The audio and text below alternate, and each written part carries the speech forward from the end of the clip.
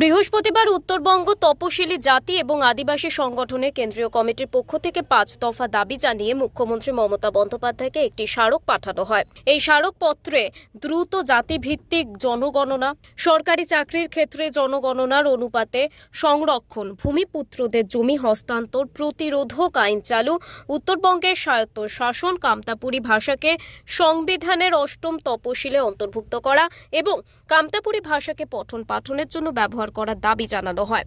এই প্রসঙ্গে সংগঠনের কেন্দ্রীয় কমিটির সাধারণ সম্পাদক রঞ্জিত কুমার রায় জানান, রাজ্য সরকারের পাহাড় সহ বিভিন্ন সম্প্রদায়ের জন্য উন্নয়ন বোর্ড গঠন করেছে। তারই রেস ধরে আমরা একাধিক দাবির সঙ্গে উত্তরবঙ্গের জন্য স্বায়ত্ত শাসনের দাবি জানাচ্ছি। আমরা যেটা দেখতে পাচ্ছি যে রাজবংশীদের জন্য একটা উন্নয়ন বোর্ড উনি করেছেন এবং একজনকে প্রেসিডেন্ট করে চেয়ারম্যান করে তাকে 10 কোটি টাকাও দিয়েছেন ইতিমধ্যে, কিন্তু সেগুলো সেই অর্থে তো কোনো জনকল্যাণমূলক আমরা দেখছি না কিছু।